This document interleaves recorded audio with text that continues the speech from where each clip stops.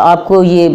حیرانگی ہوگی یہ سن کے کہ ایک خاتون کے جسم میں صرف 400-450 کے قریب انڈے ہیں جو ان کے ذریعے سے وہ بچہ پیدا کر سکتی ہے، اگرچہ یہ ان کی تعداد بچی کی پیدائش کے وقت ملینز میں ہوتی ہے، لیکن یہ آہستہ آہستہ ہر سائیکل میں یہ ضائع ہوتے چلے جاتے ہیں۔ میرا نام ڈاکٹر ربینہ زیب ہے۔ میں ریسنٹلی چیف کنسلٹنٹ گائنیکالوجسٹ کے طور پہ ایک سرکاری اسپتال میں 35 سال اپنی خدمات دینے کے بعد ریٹائر ہوئی ہوں۔ تقریباً 3-4 سال سے میں باقاعدگی کے ساتھ لائف لائن ہاسپٹل میں شام کو میں پریکٹس کرتی ہوں۔ میری گریجویشن جو ہے MBBS جو میں نے کیا وہ فیصل آباد میں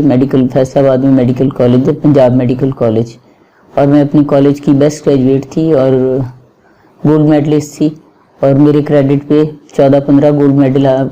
medal, silver medal, bronze medal آ جاتے ہیں۔ میری سروس جو ہے وہ ساری کی ساری ایک سرکاری ہسپتال میں گزری ہے۔ میرے کریڈٹ پہ جب میں نے بعد میں اپنے ریکارڈ کو کمپائل کیا تو تقریباً 26,000 سرجریاں میرے کریڈٹ پہ آتی ہیں۔ بانجھ پن ایک ایسا مرض ہے کہ جس کے بیچ میں عام طور پہ ہمارے معاشرے میں اس کا ذمہ دار عورت کو ٹھہرایا جاتا ہے، لیکن میں آپ کو یہ بتاؤں کہ تقریباً 15 سے 30% ایسے انفرٹائل کپلز ہیں کہ جن کے بیچ میں مرد حضرات کو بھی اس کے کپل کے جو اس کا خاوند ہے وہ بھی کسی مرض کا شکار ہونے کی وجہ سے بچہ پیدا کرنے کی صلاحیت سے وہ محروم رہتے ہیں۔ تو یہ اس لیے مرد کا یا خاوند کا ٹیسٹ کروانا بھی جو ہے وہ بہت ضروری ہے، اور کسی اچھی لیبارٹری سے اس کے سیمن کا ٹیسٹ کروانا اور مریض کو یہ گائیڈ کرنا کہ آپ کا ایبسٹیننس پیریڈ یا پرہیز کا پیریڈ 2 یا 3 دن سے زیادہ نہیں ہونا چاہیے۔ بہت سے لوگ جو ٹیسٹ کی رپورٹس لے کے آتے ہیں وہ 7-7 8-8 دن کے پرہیز کے بعد ہوتی ہیں۔ میری گزارش ہے کہ یہ رپورٹس ایرونیس اور غلط ہوتی ہیں جس کی بیس پہ وہ انفرٹیلٹی کا ٹریٹمنٹ کرواتے ہیں۔ تو 2 یا 3 دن کے پرہیز کے بعد جو ٹیسٹ کروایا جاتا ہے اور سیمن کی رپورٹ کے بیچ میں کچھ پیرامیٹرز ہیں جن کو دیکھ کے ہم جج کرتے ہیں کہ آیا یہ کپل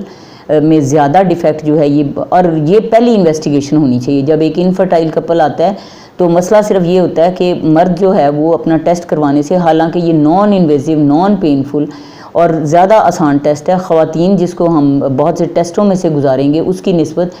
پہلے مرد کا ٹیسٹ کروا لینا بہت زیادہ ضروری ہے، اور علاج کا ایک حصہ ہے کہ چونکہ خاوند بھی اس کا ذمہ دار ہو سکتا ہے کہ وہ بچہ پیدا نہیں کر رہا۔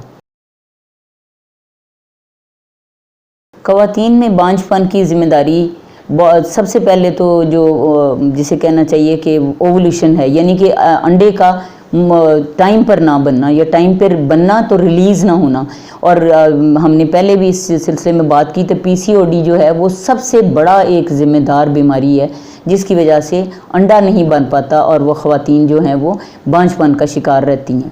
اور اسی طرح جب انڈا کئی اور وجوہات کی وجہ سے بھی نہیں بن پاتا، اور دوسری بڑی وجہ جو ہماری اس میں دیکھی جاتی ہے وہ پیلوک انفلیمیٹری ڈیزیزز ہیں جس کی وجہ سے ٹیوبز بند ہو جاتی ہیں، ٹیوبز کی بلاکیج کی وجہ سے ہوتا ہے۔ پھر اسی طرح ایسی خواتین بھی ہیں جن کو STDs یعنی کہ سیکشولی ٹرانسمیٹڈ کوئی بھی جو ڈیزیز ہے وہ آپ کی ٹیوبز کو ڈیمیج کرتی ہے، اور ٹیوبز نازک ترین ایک عضو ہے بچے کی پیدائش کے دوران میں، خاص طور پہ جب اس کی TB کا شکار، ہمارے ملک میں TB بہت زیادہ ہے، تو TB کا شکار خواتین یا پیلوک انفیکشن کسی کی وجہ سے کسی دایا کو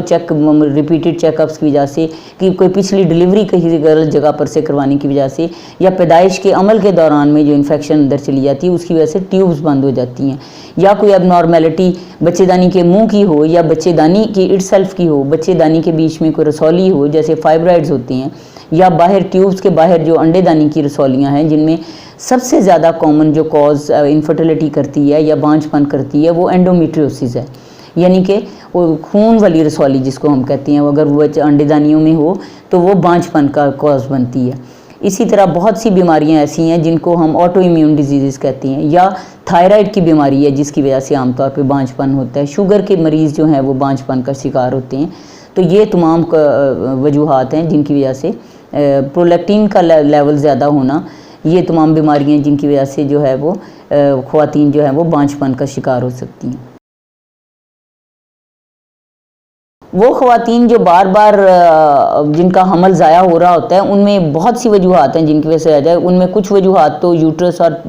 وہ سروکس کے بیچ میں ہیں کہ چونکہ سروکس جو ہے وہ انکمپیٹنٹ ہے، یا یوٹرس میں ایسی رسولیاں ہیں جو اس بچے کو ضائع کر دیتی ہیں، وہ تو قابل علاج ہے.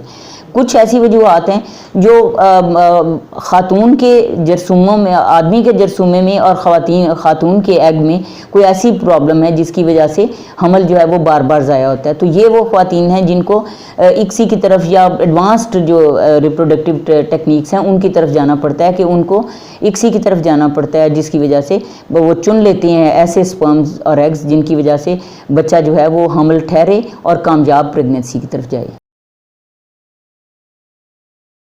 ہمارے ملک میں سب سے اہم وجہ جو انفرٹیلٹی کی ہے وہ تو میں یہ سمجھتی ہوں کہ خواتین کی میں دیکھا جائے تو ان کے بیچ میں پیلوک انفیکشنز ہیں، جس کی وجہ سے ان کی ٹیوبز بلاک ہو جاتی ہیں. اور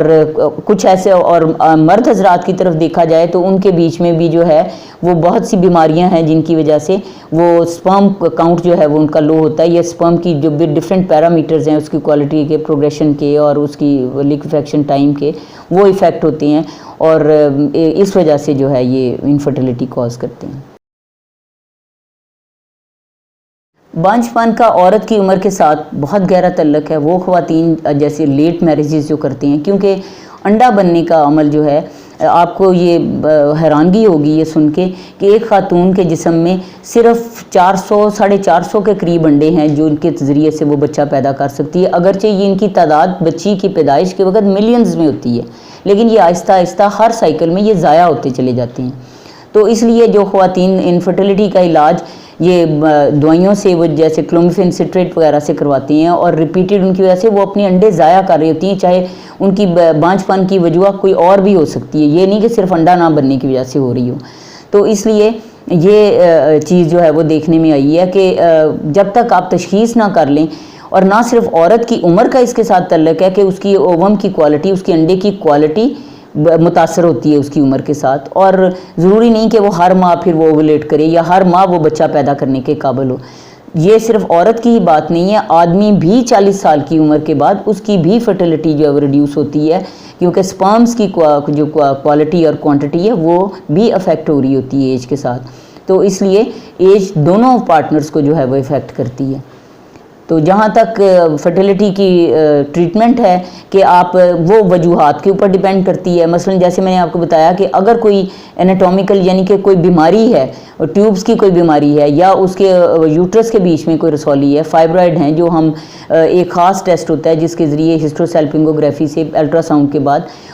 تشخیص کرتے ہیں کہ کیا یہ بچے کی یہ اس کی کیوٹی کے اندر تو نہیں آ رہا کہ اس کو بچے کی امپلانٹیشن میں اس کو مدد نہ دے سکے. تو یہ نکالا نہیں جب تک جائے گا. تو یہ اگر اس عورت کا وہ فائبرائڈ نکال دیا جائے تو وہ عورت جو ہے وہ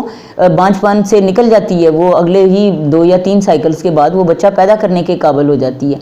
اسی طرح ٹیوبز کی اگر بند ہیں ٹیوبز، تو ایسی خواتین جن کی ٹیوبز بند ہیں ان کے لیے یہ ہم قابل جو اسسٹڈ ریپروڈکشن جو ہے اس کی طرف جاتے ہیں. ان میں آپ نے ٹیسٹ ٹیوب بیبی کا نام جیسے سنا ہے، جس کو ہم in vitro fertilization and embryo transfer کہتے ہیں. تو وہ ہم جو ہے وہ ان کا وہ طریقہ علاج ہے، اگرچہ یہ بہت مہنگا طریقہ علاج ہے، اور بڑے کم پیشنٹس جو ہیں وہ ان کو یہ اس میں فٹ ان ہوتے ہیں کہ وہ آئی وی ایف کروا سکیں گے. ہر پیشنٹ کے لیے آئی وی ایف اور ای ٹی جو ہے وہ ہم تجویز نہیں کرتے. ایسی خواتین جیسے میں نے کہا کہ مرد حضرات بھی اس کا شکار ہیں کہ ان کے سیمن کی کوالٹی اور کوانٹٹی صحیح نہیں ہے، یا ان پیرامیٹرز پہ نہیں آتے ہیں کہ وہ بچہ پیدا کر سکیں. تو یا وہ یہ ایکٹ نہیں کر سکتے، ان کے ایجیکولیشن کا کوئی پرابلم ہے یا امپورٹنٹ ہیں. تو یہ ایسے مرد حضرات کے لیے آئی یو آئی کا جو ہے، یا ان کے سیمن کی کوالٹی اچھی نہیں ہے، تو ایسے حضرات کے لیے، خواتین کے لیے ہم آئی یو آئی یعنی کہ انٹرا یوٹرائن انسیمینیشن، یعنی کہ آرٹیفیشلی مرد اس کے خامن کا سیمن لے کے اس کو ہم لیبارٹری کے بیچ میں تیار کر کے اسی وقت ہی ودن 5 منٹس اس خاتون کی اندر انجیکٹ کر دیتے ہیں. تو یہ خاتون جو ہے وہ ایسے اس طریقے سے وہ حاملہ ہو سکتی ہے. آئی وی ایف اور ای ٹی میں اور آئی یو آئی کے بیچ میں ہم حمل ہونے کی تعلق جو ہے وہ ڈیپینڈ کرتا ہے کہ پیشنٹ کی ایج کیسی ہے، کیونکہ وہ خواتین جو 34-35 ایئرس کی جا کے ایج میں یہ طریقہ آزمائیں گی تو ان میں یہ کامیابی کی شرح کم ہوگی. جیسے میں نے آپ کو بتایا کہ ایج کے ساتھ ساتھ quality sperms as well as ovum جو ہوتے ہیں ان کی کوالٹی جو ہے وہ متاثر ہوتی ہے. تو اس طرح وہ حمل تقریباً 10 سے لے کے 30% تک ہم کہتے ہیں کہ ایک سائیکل میں ان کو حمل ہونے کا چانس جو ہے وہ ہوتا ہے. اور اسی لیے ہم IUI کا پروسیجر لوگوں کو یہ خواتین سے ہم درخواست کرتے ہیں کہ وہ کم از کم 3 سائیکلز لگاتار جو ہے وہ IUI کا پروسیجر کروائیں. یہ نان انویسو پروسیجر ہے اور ایک سستا طریقہ علاج ہے بنسبت اس کے کہ وہ IVF کے ذریعے کریں، جو کہ لاکھوں میں جس کا جو ہے وہ جاتا ہے اور اس میں سکسیس ریٹ بھی جو ہے وہ کم ہوتا ہے. لیکن کچھ ایسے خواتین ضرور ہیں کہ جو IUI سے فائدہ نہیں اٹھا سکتی، ان کو IVF ET کی طرف ہی جانا پڑتا ہے.